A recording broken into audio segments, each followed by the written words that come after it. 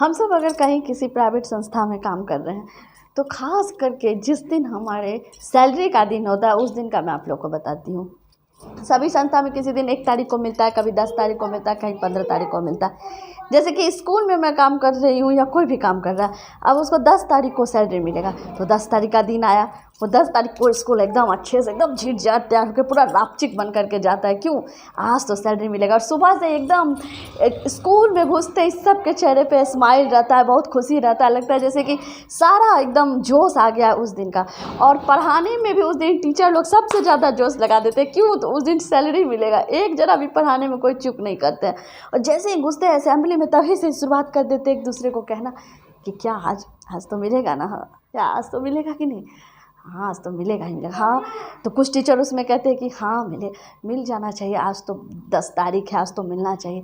महीना सारा पैसा ख़त्म हो गया, वो कोई गेस्ट आ गया था तो मेरा सारा पैसा ख़त्म हो गया, सारा अब कुछ पैसा बचा ही नहीं, आज अगर नहीं मिलेगा तो बहुत दिक्कत हो जाएगा। मतलब आप अगर सबसे बात करिएगा तो सबको पता चलेगा कि सैलरी के पीछे सबका कुछ ना कुछ प्लानिंग हो चुका है कि आज किसी को मार्केट जाना है, किसी को किसी के यहाँ फेस्टिवल में जाना है, किसी को किसी के यहाँ कुछ निमंत्रण पूरना है, जो हमारे यहाँ नौता सबसे ज़्यादा पूरा जाता है, उसी में किसी का पैसा पूरा ख़त्म हो जाता है। तो पता चलेगा ये सब सारा चीज़ें सबके दिमाग में चल रहा है। अब जैसे जैसे असेंबली ख़त्म होता है, फर्स्ट पीरियड आया, सेकंड पीरियड बीत रहा है, लग रहा है कि जो सैलरी देती है मैनेजमेंट, तो डायरेक्टर या प्रिंसिपल वो क्यों नहीं अपने चैम्बर में बैठे, कब से सैलरी देना शुरू करेंगे। तो फर्स्ट घंटे जैसे कलेजा धक धक करते रहता है कि आज 10 तारीख है, मिलेगा कि नहीं मिलेगा। क्यों? अगर 10 तारीख बुधवार को है और 11 तारीख गुरुवार को है तब तो उनको रहता है अगर आज नहीं मिला तो फिर 11 तारीख को भी नहीं मिलेगा, क्योंकि 11 तारीख को गुरुवार है और गुरुवार को तो पैसा, बहुत टेंशन रहता है। तो जैसे सेकंड पीरियड थर्ड पीरियड मिलने वाला है तो लगता है कि हाँ अब जो मैनेजमेंट पैसा देने वाली है वो अपने चैम्बर में जाकर के बैठ गई है। तो अब रहता है कि अब मुझे कब बुलाया जाएगा, मुझे कब बुलाया जाएगा। मतलब वो पढ़ा रहे होते बोर्ड पे, जैसे कुछ लिखा रहे होते, कुछ बच्चे से पूछ रहे होते, लेकिन उनका ज्ञान और ध्यान बिल्कुल उधर ही होता है कि प्यून आएंगे और उनको कहेंगे कि सर आपको बुला रहे। तो अभी पता होता है कि सर क्यों बुला रहे, तभी ये कंफर्म होता है कि कंप्लेन नहीं आया है टीचर का कोई भी गार्जियन की तरफ से, तभी कंफर्म होता है कि सैलरी ही मिलने वाला है। और उसमें भी अगर उसी वक्त किसी को कहीं दूर भेज दिया जगह या बहुत बड़ा बिल्डिंग है, आपको मानी कि नीचे फ्लोर पे आप पढ़ा रहे हैं, आपको बोला नहीं आप फर्स्ट उस ऊपर वाले फ्लोर पे चले जाइए, तो बहुत नुकसान होता है। पता चला क्योंकि नीचे ही वाले फ्लोर पे सैलरी मिल रहा है, लगता अब ऊपर चले जाएंगे तब तो मेरा नंबर कब आएगा पता नहीं, क्योंकि लास्ट भी हो जाएगा, छुट्टी हो जाएगा, ये बहुत सारा चीज़ दिमाग में चलते रहता है सैलरी के दिन। अगर ऊपर चले गए तो फिर तो लगता अब तो छुट्टी ही हो जाएगा, अब तो हमको सैलरी मिलेगा ही नहीं मिलेगा आज।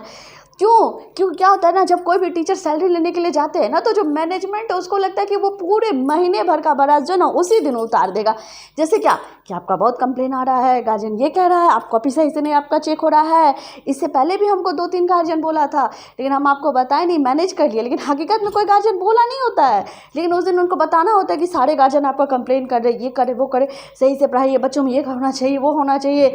लग रहा है कि सारा ज्ञान जो पूरा जीवन भर का उनके अंदर था कि हमको स्कूल कैसे चलाना, वो वैसे खास पर्टिकुलर हर टीचर को बैठा के देने लगते। अगर आप एक टीचर को पेमेंट देने में लगभग हमको लगता है कि 20 से 25 मिनट लग जाता होगा उनको, इसलिए टीचर सब दूसरे टीचर सोचते रहते कि अगर एक टीचर को देने में 20-25 मिनट लग रहा है और हम चाह चुके हैं सेकंड फ्लोर पे पढ़ाने के लिए, तो फिर मेरा नंबर आएगा भी आज कि नहीं आएगा। और फिर दूसरे दिन तो गुरुवार है।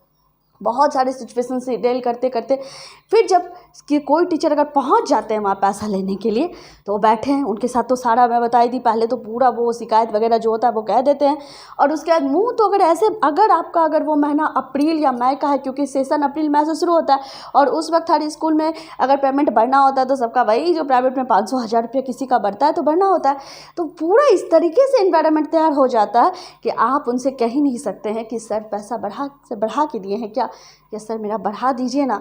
मतलब आपको ऑलरेडी इतना सुना दिया जाता है कि आप कह ही नहीं पाएंगे कि हाँ मेरा पैसा बढ़ा दीजिए एकदम से।